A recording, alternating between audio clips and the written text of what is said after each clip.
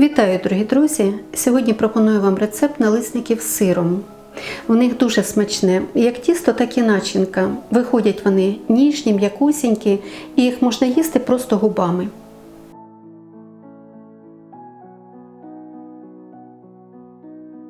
Перед вами те продукты, которые понадобятся для теста, а точное их количество, как всегда, укажу в рецепте. Найдете его под видео в описании.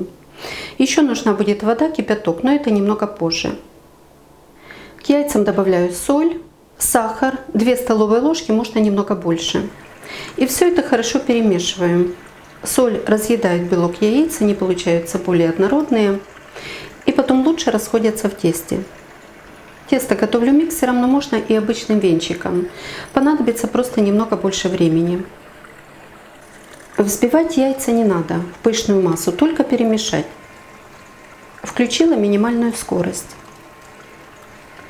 Добавляю половину молока, остальное после муки. Не забывайте, что все продукты, молоко, яйца и мука должны быть комнатной температуры. Тогда тесто быстрее созревает и блинчики лучше пекутся. Снова все это хорошо перемешиваем до полного соединения продуктов. И добавляю муку, обязательно просеивая. Начинаю с середины. Мука понемножку подсыпается и потихонечку подвигаюсь к стенкам. Так мука не сильно поднимается в воздух. Вот сейчас тесто должно получиться густым. В нем тогда лучше вымешивается мука, расходятся все ее комочки. И когда оно уже станет однородным, можно будет добавлять все остальные продукты. Выливаю сюда оставшееся молоко, но не все сразу, небольшими порциями. Пусть оно продолжает вымешиваться. Кстати, жидкие продукты я начала взвешивать, и указывать их буду в граммах, потому что объем все чаши показывают по-разному. Вот такое сейчас получается тесто. Видно, что оно густое, но однородное. Посмотрите, нету никаких комочков. Осталось добавить сливочное масло, кипяток, и оно полностью готово. Выливаю растопленное сливочное масло, можно даже горячим. 60 грамм. Немного перемешиваю, и в это время у меня уже греется чайник.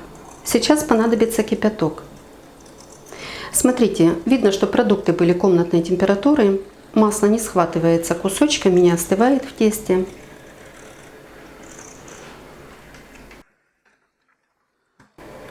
Добавляю кипяток. Набрала его в ковшик прямо из-под молока. По рецепту надо взять 300 мл.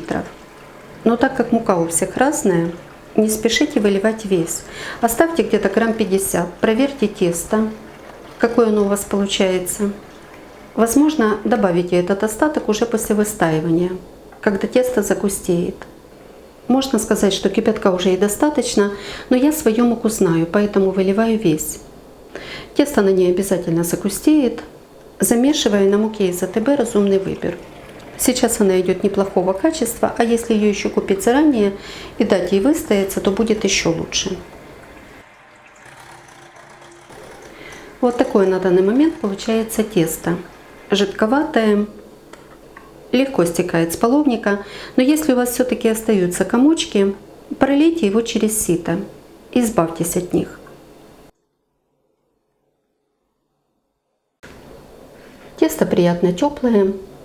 В таком тесте хорошо развивается клейковина муки.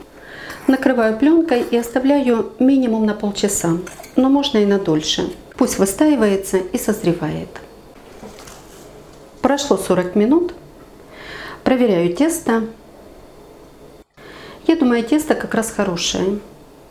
Не густое и не жидкое, но легко стекает и остается тонким слоем. Попробую испечь на таком пару блинчиков, а потом определюсь, разбавлять его еще водой или нет. Разогреваю сковородку, смазывая растительным маслом. Можно только один раз перед первым блинчиком, а можно через пару блинчиков ее слегка промазывать. Пекутся они тогда по-разному. Вы посмотрите, какие вам больше понравятся. Убираю лишнее масло.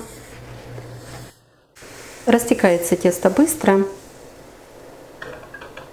И пекутся блинчики очень легко. Легко отходят от сковородки. Снимаю их руками, а в это время сковородка продолжает подогреваться. Перемешиваю тесто, желательно перед каждым блинчиком. Как только блинчик сверху станет матовым, а краешки подзолотятся, можно переворачивать. Не надо их долго высушивать. Посмотрите, какая красота. Несколько секунд на этой стороне и снимаю. Снова промазываю немного маслом, просто жирной салфеткой. Много наливать его не надо. Блинчики ровненькие, не дуют большие пузыри, подпекаются красиво. И тесто это очень-очень вкусное. Их можно подать как с начинкой, так и без. У меня на канале уже есть рецепт заварных блинчиков, но я его немножко изменила. Уменьшила количество молока и добавила яйцо.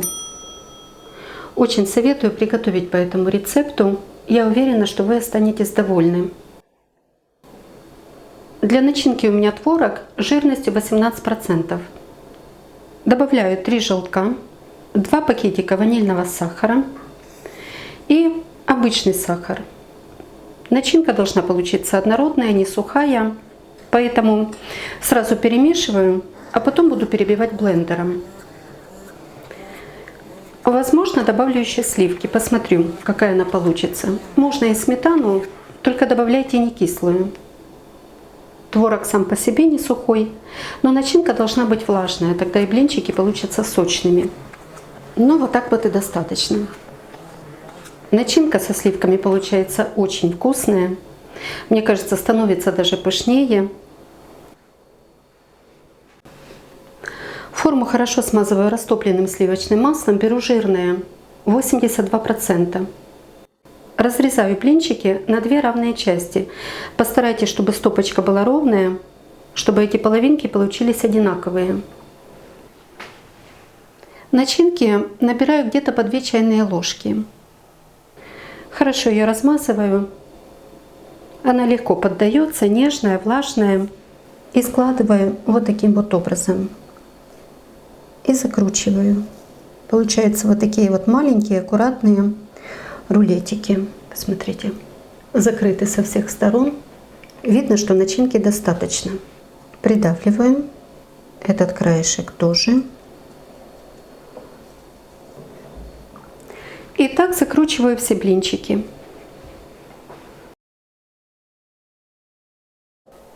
Уложила первый ряд и хорошо смазываю маслом. Берите вкусное, жирное, можно даже топленое. Аромат и вкус будет более сливочный. На моем канале есть и другие рецепты блинчиков с творогом, но скручивала их по-другому. И заливала заливкой. Ой, какие же они получаются вкусные. Просто нежнейшая творожно-блинная запеканка. Многие уже готовили и остались очень довольны. Ссылочки на эти видео найдете в описании над рецептом. Второй ряд тоже обильно смазываю сливочным маслом. Масло не жалейте. Оно вместе с начинкой протушит, пропарит блинчики. Они получатся сочные, вкусные, нежные. Сверху накрываю фольгой. И в это время у меня уже греется духовка, температура 165 градусов. Немного начинки осталось, поэтому можете взять форму побольше. Размер своей я укажу под рецептом. Остальные закручиваю вот таким вот образом. Можно добавить сюда изюм и поставлю в холодильник. А потом обжарю на сковородке на сливочном масле до хрустящей корочки.